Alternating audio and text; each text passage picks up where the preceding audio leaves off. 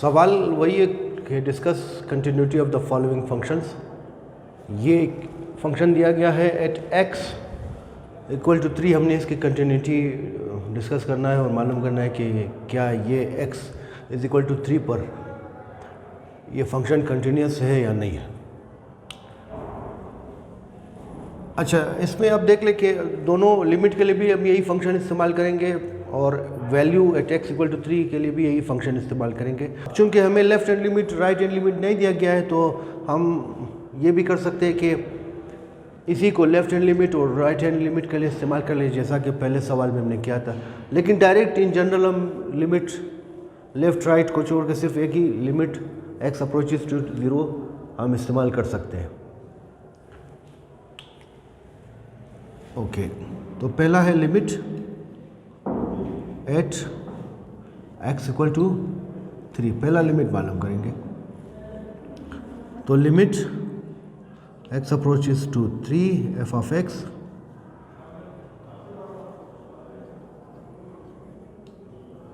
जैसा कि मैंने बताया कि left hand limit right hand limit की जगह हम डायरेक्ट सिर्फ लिमिट भी लिख सकते हैं। बास किताबों में इस तरह भी किया हुआ है, अनलेस के स्पेसिफिकली लेफ्ट हैंड लिमिट और राइट हैंड लिमिट के लिए अलग अलग फंक्शंस की वैल्यू दी गई हो, या अलग अलग लेफ्ट हैंड लिमिट और राइट हैंड लिमिट के लिए अलग अलग फंक्शन दिया गया। अच्छा, ये सबके लिए सबके साथ इस्तेमाल करेंगे, तो ये limit x approaches to 3 x cube 5 limit x 3 x square फिर 8। वो इस वजह से कि ये कांस्टेंट पर अप्लाई नहीं होगा सिर्फ यहाँ पर। चलिए इसको भी इसके साथ लिख लेते हैं क्योंकि सबके साथ हमने लिखा है। Now applying limit, apply limit,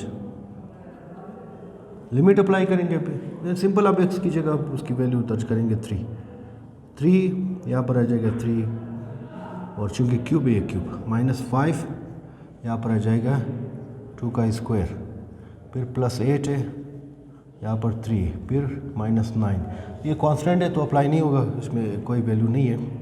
अब ये क्या होगा 3 पावर क्यूब, इसका मतलब 3 × 3 × 3 3 3 is 9 9 3 is 27 27 3 is 81। ये टोटल 81 आ जाएगा, यहाँ पर 3 है। 3 is 9 9 5 is 45, फिर ये 24 -9। इन सब को प्लस माइनस करने के बाद अगर आप यहाँ पर कर ले तो 81, ये प्लस वाला 24, इन दोनों का आप जमा कर लिए 5, ये 10 आ गया ये। फिर ये वाला -45 -9, इन दोनों का आप जमा करें 9 5 14 1, ये 54, तो 54 माइनस ये, तो ये आ जाएगा 51 आ गया प्लस, चूँकि बड़ी रकम प्लस है तो ये चीज़ आ गई, तो लिहाजा 51 आ गई हमारे पास। Limit x approaches to 3 f of x is equal to 1। ये अब इसको 1 का नाम दे दें। अब मालूम करेंगे value of the function at x equal to 3। Value at x is equal to 3, ये तो again we have same function 3x cube -5x square plus 8x -9। तो यहाँ पर सिंपल आपने पुट करना है, पुट x इक्वल टू 3, तो ये आ जाएगा हमारे पास f ऑफ x 3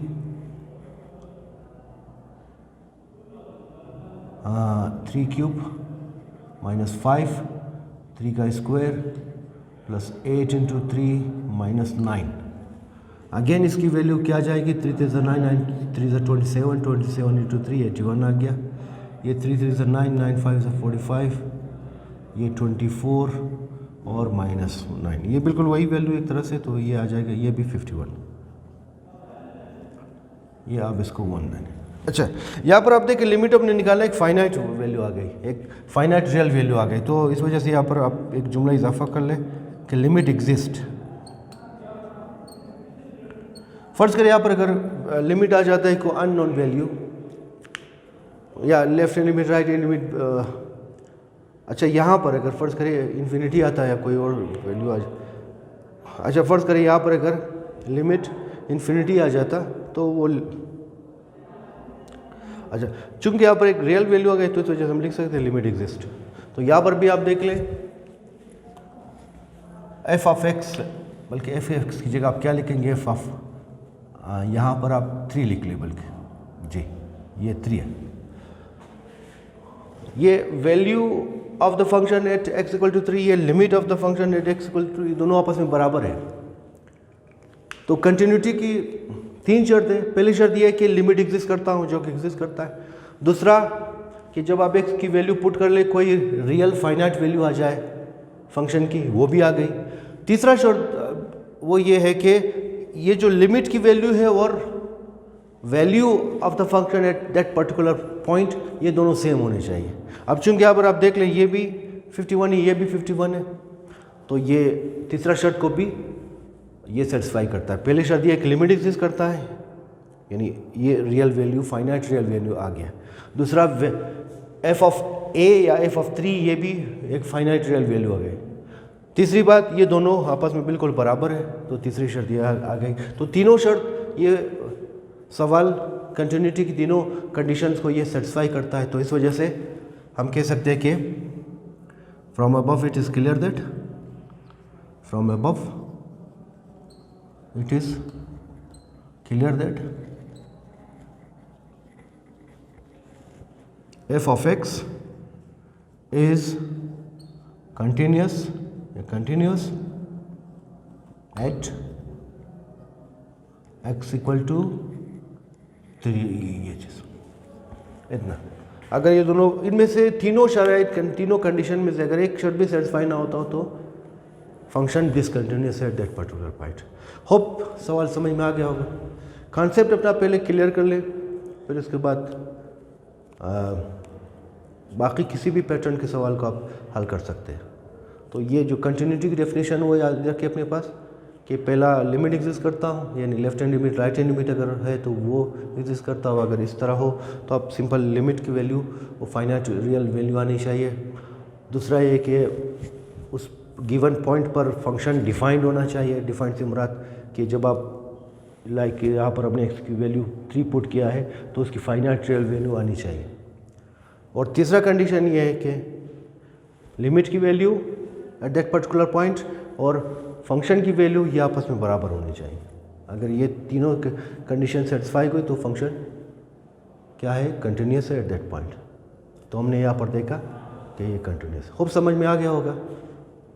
सवाल समझ में आ गया तो काइंडली लाइक कीजिए, वीडियो को अपने दोस्तों के साथ, क्लास फेलोज़ के साथ शेयर ज़रूर कीजिए, और नए आने वाले हुए चैनल को सब्सक्राइब भी कीजिए और बेल आइकन को भी क्लिक करें ताकि हमारे आने वाली वीडियोज़ आपको बर वक्त मिल सके। Thanks for watching.